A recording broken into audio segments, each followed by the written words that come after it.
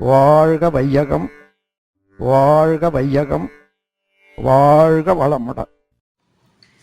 வாழ்க வையகம், வாழ்க வையகம், வாழ்க வளமுடன்.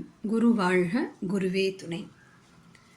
சிலை வழிபாட்டு முறைகளில் 3 முறைகள் உள்ளது சாமிஜி கொடுத்துருக்காங்க. முன்னோர்கள் சொன்னவையும் அவைதான். அவற்றை பார்த்திங்கன்னா யந்திரம், மந்திரம் மற்றும் தந்திரம்.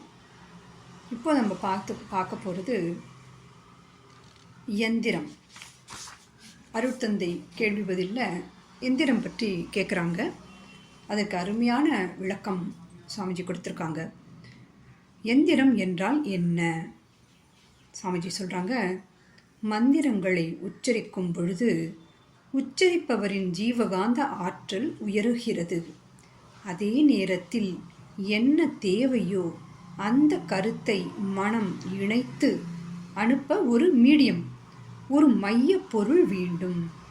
அது ஒரு உருவமாகவோ, படமாகவோ, மலராகவோ, தண்ணீராகவோ, தகடாகவோ இருக்கலாம். அதுதான் எந்திரம் என்று சொல்லப்படுகிறது. ரொம்ப அருமையான விளக்கம் கொடுத்துருக்காங்க. இப்போ அந்த காலத்தில் பார்த்திங்கன்னா, அந்த காலம் ரொம்ப பழமையான காலம் இல்லை. நம்மளாம் சின்ன வயசில் ஒரு 80கள்னு வச்சுக்கோங்களேன், தென்னை மர ஒசரத்துக்கு ஆண்டனா வைப்பாங்க. அது என்ன பண்ணும், அந்த ஆண்டனா அதன் மூலம் ஒளி அலைகளை ரிசீவ் பண்ணும்.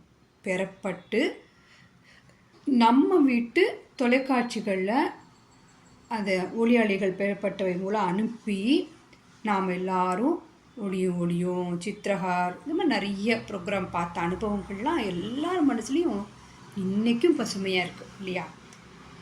இப்போ அதுதான் டிஷ்ஷு பயன்படுத்துகிறாங்க. இன்னும் சொல்லப்போனால் இந்த நவீன உலகில் உள்ளங்கையில் உலகம் இருக்குது. எப்படின்னு பார்த்தீங்கன்னா செல்ஃபோன்கள் தான். செல்ஃபோன்கள் மூலமாக பயன்படுத்தி நம்ம எல்லாம் பயன்பெறுறோம். எப்படி வேலை செய்கிறது அப்படின்னு பார்க்கும்பொழுது, ஒவ்வொரு கம்பெனி பார்த்திங்கன்னா செல்ஃபோன் டவர் வைக்கிறாங்க. அந்த டவர் மூலமாக ஒளி அலைகள் பெறப்பட்டு அந்தந்த அலை நீளத்தில் அந்த ஃப்ரீக்குவன்சியில் தொடர்பு கொள்ளும்பொழுது நாம் விரும்பும் இசையையோ அல்லது நிகழ்ச்சிகளையோ நாம் பார்க்க கேட்க முடிகிறது. இந்த இடைப்பட்ட தொடர்பை ஏற்படுத்தி தரும் ஒரு டூல் தான் எந்திரங்கள்.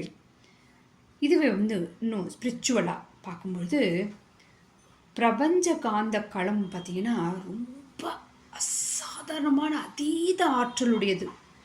பைபிளில் ஒரு வாசகம், தட்டுங்கள் திறக்கப்படும், கேளுங்கள் கொடுக்கப்படும். அதை பெற்றுக்கொள்வதற்கான ஒரு மீடியம் தான் அந்த மையப்பொருள் தான் எந்திரங்கள். உதாரணத்துக்கு நாம் கோவிலுக்கு போகிறோம், மனசுக்கு ஒரு அமைதி கிடைக்கிறது. காரணம், கோபுரத்தில் அந்த கோவில் கோபுரத்தில் உள்ள கலசங்கள், அதுக்கப்புறம் அந்த சிலையின் அடியே பஞ்ச லோகங்கள் நவதானியங்கள்லாம் வச்சு பிரதிஷ்டை பண்ணுறாங்க இல்லையா? குறிப்பாக பார்த்தீங்கன்னா சிலை அடியில் என்ன வைக்கிறாங்க? பஞ்ச உலோகம் வைக்கிறாங்க. தங்கம், வெள்ளி, செம்பு, இரும்பு, ஈயம் போன்ற 5 உலோகங்கள் கலந்த கலவை தான் பஞ்ச உலோகங்கள் சொல்கிறாங்க. அந்த தகடுகள் அதை மந்திர உச்சாடனங்கள்லாம் செய்து பூஜை செய்து அதுக்கு இன்னும் நல்ல வலுப்பெற செய்து அதை அடியில் வச்சு சிலை மேலே வச்சு பிரதிஷ்டை பண்ணுறாங்க. இதில் ஒரு விஷயம் இருக்குது. இந்த பஞ்ச உலோகங்கள் ஏன் வைக்கணும் அப்படின்னு பார்க்கும்போது, வியாழன் கிரகத்தின் ஆற்றலை பெற தங்கத்தையும், சனி கிரகத்தின் ஆற்றலை பெற இரும்பையும், சுக்கிரன் கிரகத்தின் ஆற்றலை பெற வெள்ளி அது உலோகம் அதையும், சூரிய கிரகத்தின் ஆற்றலை பெற செம்பு மற்றும் கேது கிரகத்தின் ஆற்றலை பெற ஈயம், இது போன்ற இந்த பிரபஞ்ச ஆற்றலை உள்வாங்கி அளிக்கும் ஒரு மீடியமாக இருப்பவை தான் எந்திரங்கள் என்று சொல்லப்படுகிறது.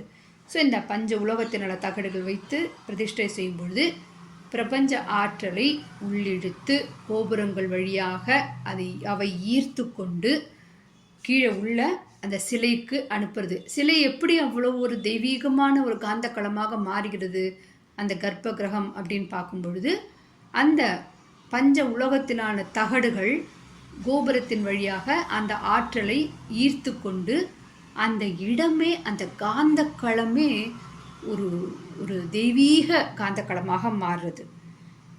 இது மட்டும் இல்லாமல் இன்னும் கோவிலில் பார்க்கலாம், வைணவ ஸ்தலங்கள்லாம் பார்க்கலாம், தீர்த்தம் கொடுப்பாங்க, சடாரி வைப்பாங்க. இன்னும் சில தியான மண்டபங்கள்லாம் பார்த்தா கூட பிரமிடு வடிவத்தில் வச்சுருப்பாங்க. மேலே கோபுரங்கள் தங்கம், செப்பு, உலோகத்தினால கோபுரங்கள் செய்யப்பட்டு அமைக்கப்பட்டிருக்கும். அவை என்ன பண்ணுன்னா, இந்த பிரபஞ்ச ஆற்றலை ஈர்த்து அந்த இடம் முழுவதும் அந்த காந்த களமே பார்த்திங்கன்னா தூய்மையான தெய்வீக காந்த களமாக மாறியிருக்கும். ஸோ அந்த கோபுரங்கள் அமைக்கப்படுறதுக்கு காரணமும் இதுதான். இவை எல்லாமே மீடியேட்டர்ஸ். ஸோ பிரபஞ்ச ஆற்றலே நாம் நேரடியாக பெற முடியுமானா முடியும். மன ஒருங்கிணைப்பு, இந்த மன ஒருமைப்பாடு அவ்வளவு இருக்கணும். அதுக்கு நமக்கு நிறைய பயிற்சிகள் வேணும். இது இந்த பக்தி வழிபாட்டு முறைகளில், சிலை வழிபாட்டில் முறைகளில் என்ன கொடுத்துருக்காங்க, இந்த மாதிரி யந்திரங்கள் நடுவில் ஒரு மீடியேட்டர் மூலமாக, இந்த மாதிரி தகடுகள் மூலமாக பிரபஞ்ச ஆற்றலை ஈர்த்து இந்த உடலுக்கு தேவையான அந்த அளப்பரிய ஆற்றலை உடலுக்குள் அனுப்புவதற்கு பயன்படுத்தப்பட்ட ஒரு முறைகள் தான் எந்திரங்கள். நல்லதொரு வாய்ப்பிற்கு. வாழ்க வளமுடன். ஸ்கை வேதாத்திரியம் அமுதம் சேனலுக்கு இதுவரைக்கும் சப்ஸ்கிரைப் பண்ணின அனைத்து அன்பர்களுக்கும் மிக்க நன்றி. வாழ்க வளமுடன். அனைவரும் வேதாத்திரிய தத்துவங்களை உலகறிய செய்வோம். இந்த சேனலை உங்கள் நண்பர்கள் அனைவருக்கும் ஷேர் செய்து பயன்பெறுங்கள். நன்றி. வாழ்க வளமுடன்.